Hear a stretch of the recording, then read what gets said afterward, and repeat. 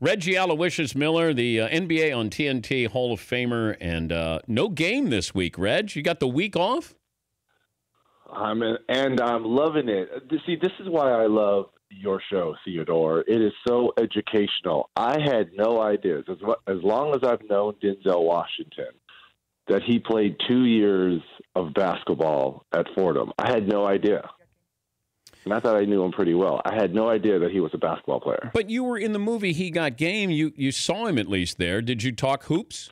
I was not in the movie He Got Game. That was Ray Allen. No, I know that Ray was in there. I thought you had a scene in there. You think Spike would have put me in He Got Game? Do you think Spike Lee would have put me in there? I got bad info. I got some bad info there. I thought you had a cameo in there. You're right. Spike wouldn't have put you in there. Paulie? No, Reggie Miller is in He Got Game. They do a clip of all these different players talking about Jesus Shuttlesworth. Isn't there a clip of Reggie? That's like you're in a green screen. That's not being in the movie. That's post-production. But you're in the movie. I'm not acting in the movie. And they're asking me questions about a fictional character, Jesus Shuttlesworth. That's not acting in the movie. Reg. Travis Best, my teammate, was in the movie. He acted in the movie. Reg, if I watch the movie, do I see you? Okay, I was in the movie. In the movie. Yes, Fritzy. And, not to throw Reggie under the bus, or maybe he just doesn't remember, he did publicity, at least a show that I was working on. Spike and Reggie were together promoting He Got Game many years ago. I think it was like at the convention center, the Jacob Javits Center in New York City. Whoa. Giving out He Got Game hats. It was a black hat with white letters. Well, like I was saying, when I was in the movie He Got Game, we went on a promotional tour, and no, we did not talk about Denzel being a 2-year letterman at Fordham University. No, as I was saying. Now, Denzel said that he would be in for a sequel if Spike wrote it. What do you think? Ray Allen's got time, so you could have Denzel, the granddad. You could have Ray as the dad, and then you have the son. Which would be Steph Curry, right? Right? Yes. You would put him in for the Ray Allen role. So Ray Allen would be Steph Curry's dad. How funny is that? And then Steph could say, "Hey, I'm coming to get your record, Pops." So basically, it'd be like true art. Yes, I like it. God. I'm in. I'd love to see Ray shoot against Steph Curry right now. Just those two shooting threes, just going out on a court with nobody else there. I actually would pay money to see that. I would. I would take Ray. Really would. I'd take Ray. I wouldn't take Ray right now because Steph does it on an everyday basis. But, Steph does it on an everyday basis. But if you gave Ray 6 months, if you gave Ray up to the All-Star break to say, hey, we're going to give $1 million to charity on who wins on a 3-point competition between you two, I would actually watch and pay for that. I would. We're talking. Those two are that good. We're talking to Reggie Miller, NBA on TNT. First NBA player you remember falling in love with? Do you have a poster up? Two. Obviously, George, the Iceman Gervin. We all had that poster of him sitting on the blocks of ice with that silver sweatsuit. Yes. And Jamal Wilkes. Those were the two players that I absolutely loved. Tried to pattern my game after when I was a small kid. Because both were skinny, both were slight.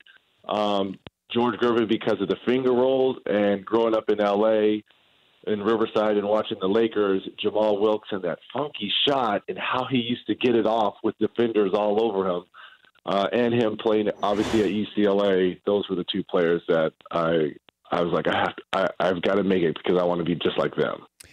Have we seen a game like Joel Embiid's? Can you think of somebody that has that kind of footwork, talent, and can shoot threes, had that athleticism? Maybe not shoot threes, but obviously the comparisons to Hakeem the Dream because of the footwork and the low post and the mid-range game, being able to block shots. I don't think he certainly could make them, but not at the point of Joel is right now. look, we're seeing the full package, and I think the next evolution and step of his game is he's going to have to play back-to-backs. As great as he's been, to me, my only knock will be he's got to be able to play back-to-back games, 4 games in 5 nights, even though those are somewhat outliers in our game, 4 games in 5 nights. But I want to see him play back-to-back nights. I want to see how he performs. Yeah, we used to talk about Anthony Davis a lot. I certainly did. And the transitional game that he had, that he could go in and out, defense, shoot threes, but bothered by injuries here. I don't know if Embiid is the future. Like, can he be one of those transcendent type players? I know, if he stays healthy. Would you bank on him or Ben Simmons? I would bank more on Ben Simmons. Just for the simple fact is I don't know, which is the unknown of him being able to play. I would be happy if Embiid played 75 of 82 games. Mm-hmm. I mean, to me, that would be that's a plus. But they're holding him back on all these back-to-back games, and I don't know. And come second half of the season, I still believe Philadelphia is going to make the playoffs.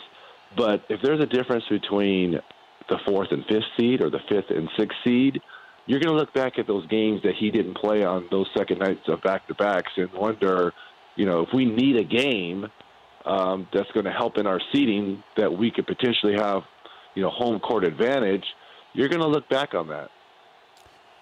Are you all in on the Celtics? If I said you had to pick now, the team that comes out of the East is going to be... I still feel it's very difficult to beat LeBron James 4 times in a conference finals. And the only reason why I say that, too, is the unknown for them, because IT is not back, Isaiah Thomas. Mm-hmm. So until I see their team at full strength, it's hard for me to be all in with the Celtics. As remarkable of a run that they're on right now, 15 straight, losing their first 2, a catastrophic injury to one of their main players in Gordon Hayward. I love what Brad Stevens and Kyrie is doing. It's building morale. Those young guys in Tatum and Brown are balling. But again, you've got to beat LeBron James 4 times. And until they're at full strength, until Isaiah Thomas is back, if he comes back and is not the same Isaiah Thomas he was last year in Boston, that's a different story. But I have to see the Cavs at full strength. How about your UCLA football team?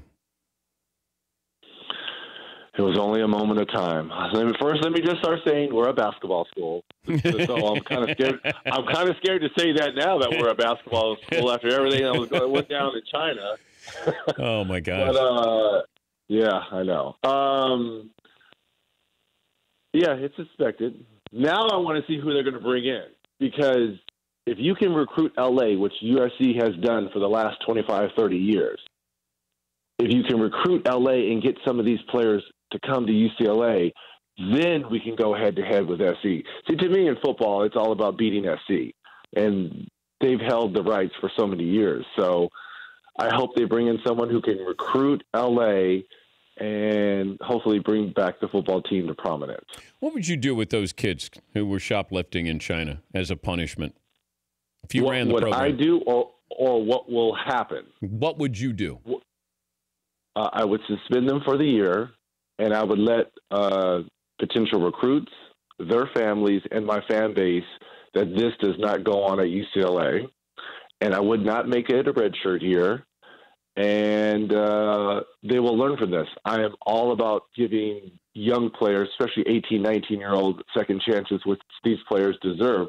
But we need to remember these same 18 and 19-year-olds are the ones that are going to be first-round draft picks and number 1 picks and making a whole lot of money. So people say, oh, they're young, they're 18, 19. No, these are the guys that play 1 year and make millions of dollars. So they should have known better, but you've got to put your foot down. I would suspend them for 1 year. I would take off this idiotic, indefinite suspension. That's just stupid. Mm-hmm. And I would make it for a full year and say, okay, because it's not fair for the rest of the players. If let's say you bring them back for the Pac-12 tournament or for the Pac-12 season, it's not fair for the rest of the guys. Every time you're on a road in a road game, that's all you're going to hear. That is all you're going to hear. You got to let some time and distance between what happened. Suspend them for the year, bring them back next year, and you go from there. All will be forgiven, but take off the indefinite suspension. To me, that's just crazy. Now you got the president back involved in this with LeVar Ball, and they should have left him in prison over there. And I don't know if this puts added pressure on UCLA to do something that LeVar Ball is ungrateful, and now the president has tweeted out that he should have left him in prison. Well, number one, he wasn't in prison. I know. He might have been headed to prison, but he wasn't in prison. Look, it's a sticky mess for UCLA, and it's very unfortunate. That's why you have to suspend these kids for the year, just to let time go by. You cannot bring them back this year because it would still be a fresh wound.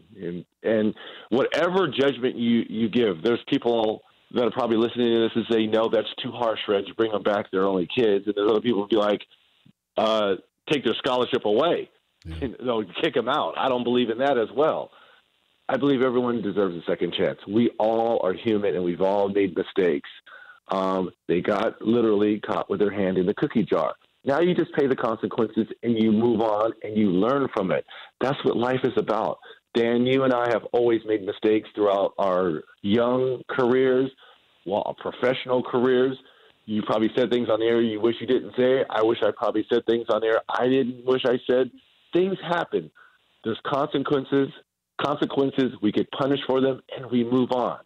It should all be about second chances, but they should be suspended for the year. And on that note, we say happy Thanksgiving. And are you just staying at home with the fam? I have take the fam. I took the fam. We're down in the desert to get a little warm air, get some technical rock climbing done on my mountain biking, and just relax and have a nice turkey day out here. Okay, and happy turkey day to you and your family and to my Danette. Thanks, bud. Safe travels there, and we'll talk to you next week. You're the best, my friend. Reggie Miller Jr. III. For more Dan Patrick Show, tune to Audience Channel 239 on DirecTV or download the Dan Patrick Show app.